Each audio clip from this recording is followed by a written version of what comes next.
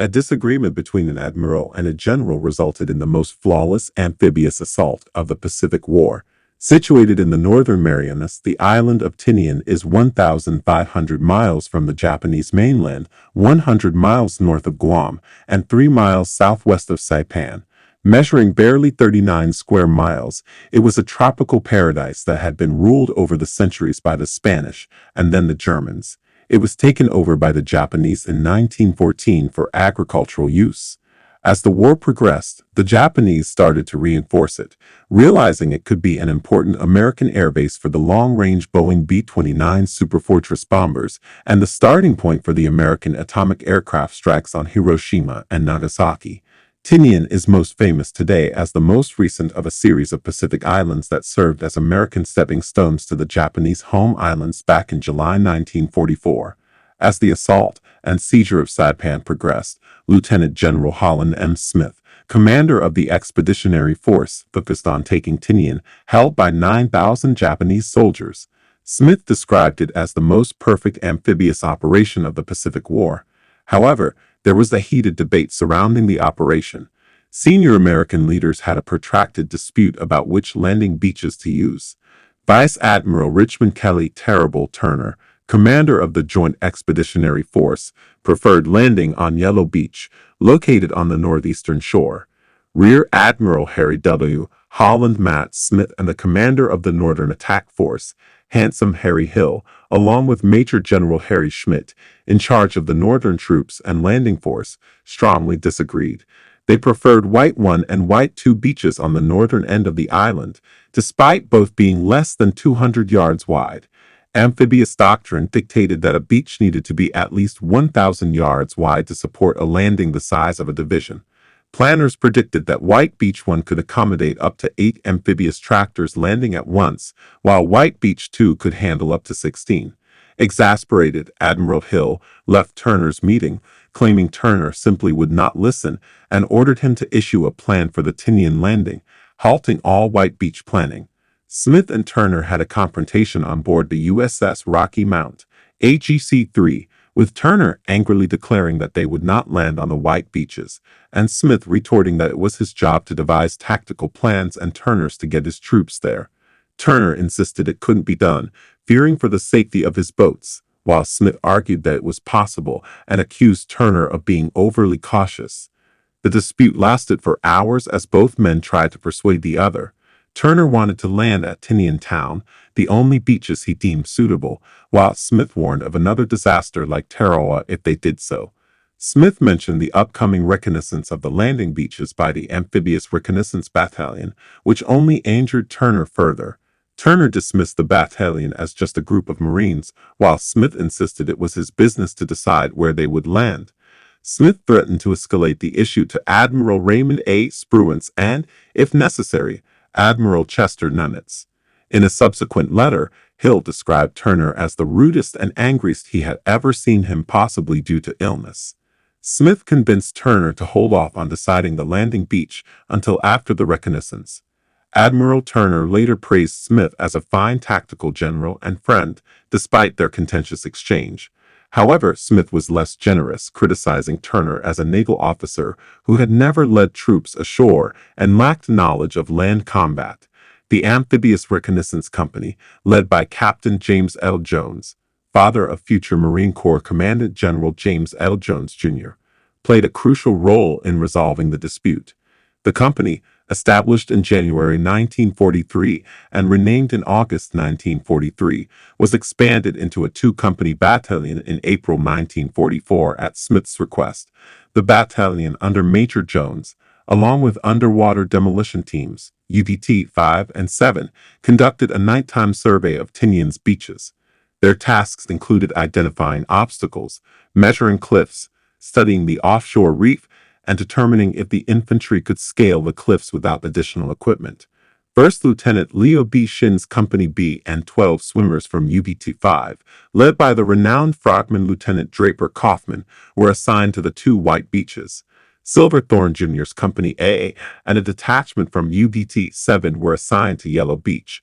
The battalion leaders boarded the U.S. Gilmer, APD-1, on July 8 and cruised the western coast of Tinian to familiarize themselves with the island's silhouette. The next evening, both reconnaissance companies practiced off the purple beaches in Mason Bay, with UDT-7 swimmers conducting hydrographic reconnaissance and the Marines focusing on the beach and terrain.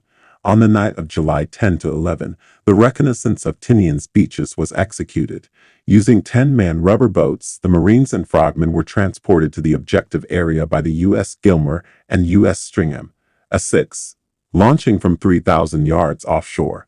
They paddled to a location just outside the surf area, conducting the reconnaissance as secretly as possible to avoid revealing landing intentions.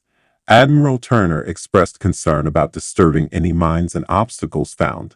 The reconnaissance findings ultimately supported Smith's position, leading to the successful and flawless amphibious assault on Tinian, a critical step towards the eventual American victory in the Pacific War.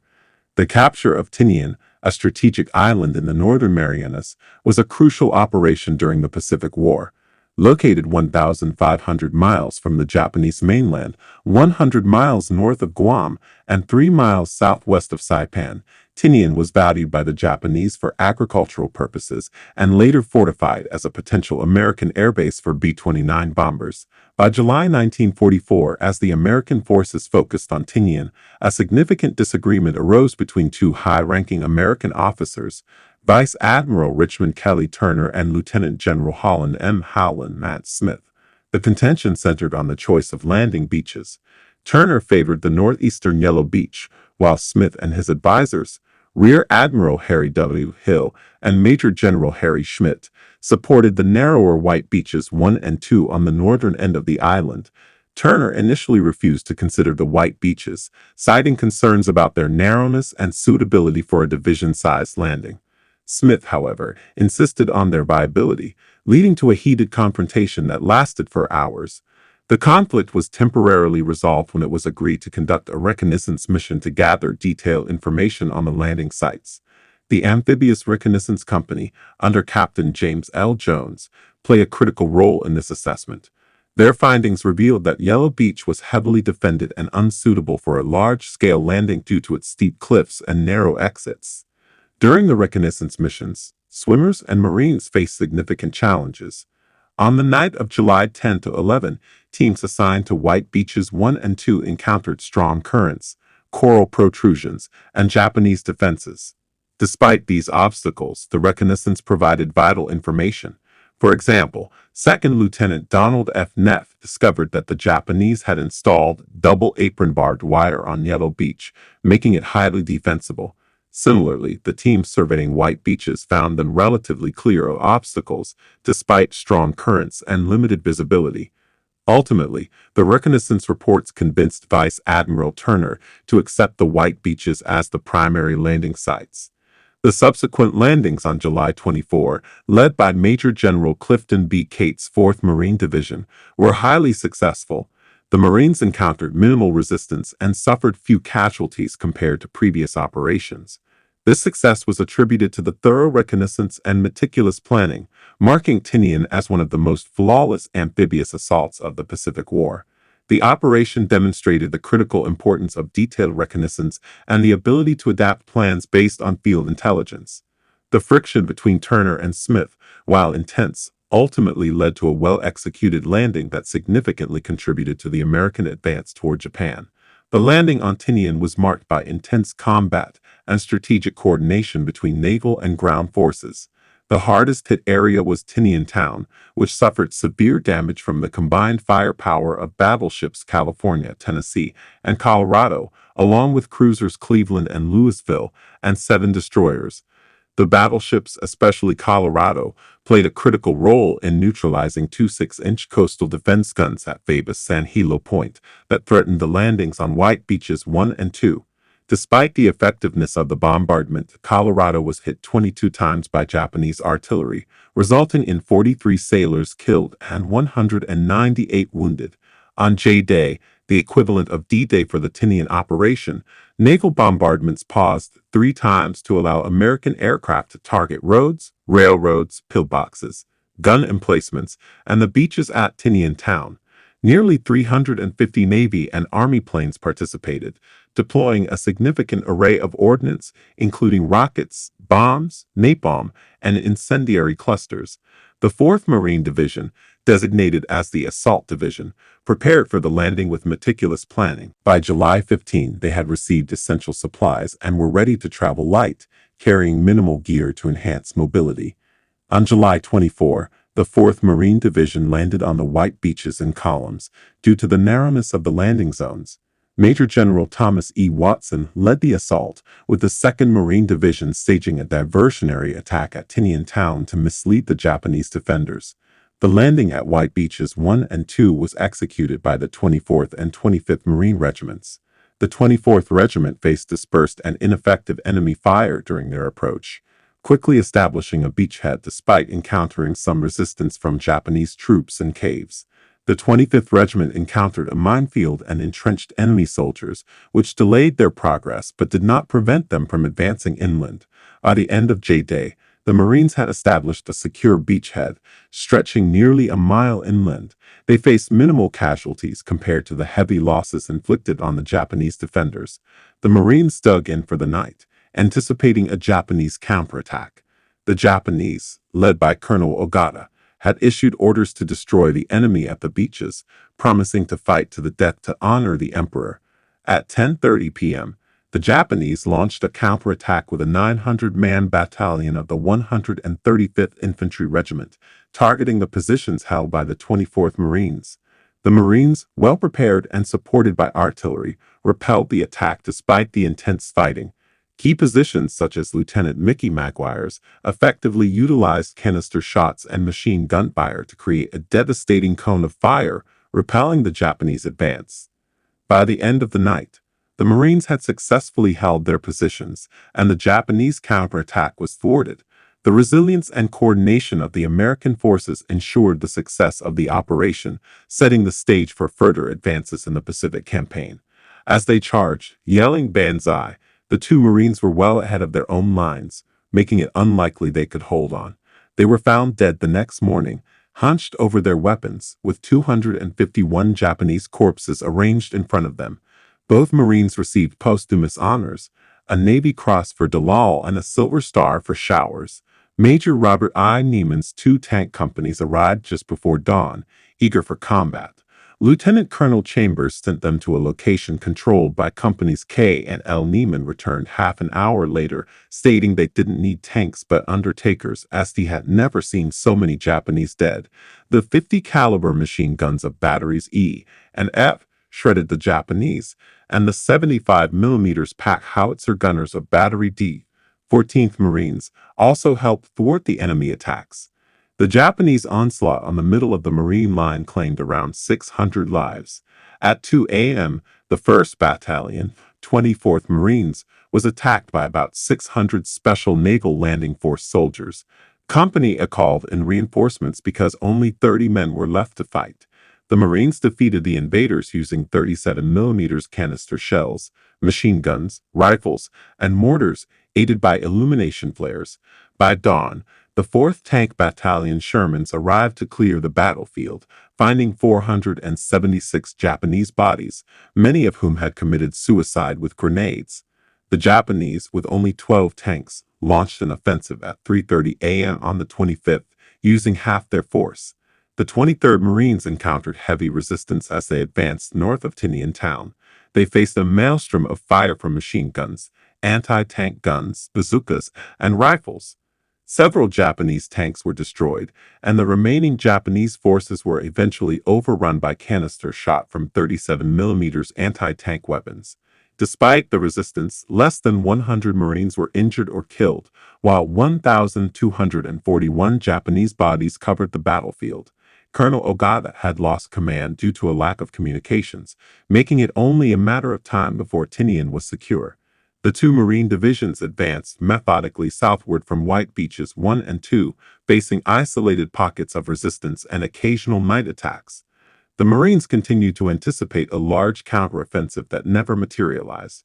By July 26, the 2nd Marine Division took control of the northern USI Point airfields and began moving south. The The drive southward started on July 27, with the 2nd and 4th Marine Divisions advancing in a skirmish line across the island. The Marines faced minimal opposition and casualties, securing key positions like Gurgen Point Airstrip. By July 29, they had taken over the northern half of the island. Colonel Franklin A. Hart's 24th Marine Regiment targeted Tinian Town on July 30.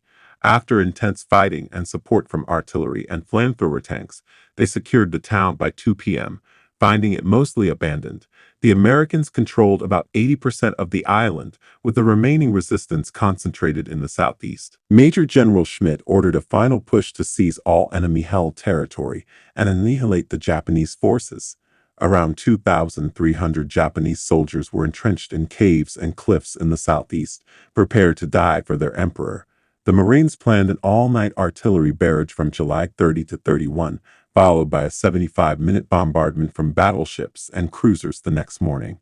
This break was followed by 126 P-47S P-25 bombers and carrier-based TBF Avenger torpedo bombers launching a 40-minute attack on the enemy's positions, dropping 69 tons of explosives.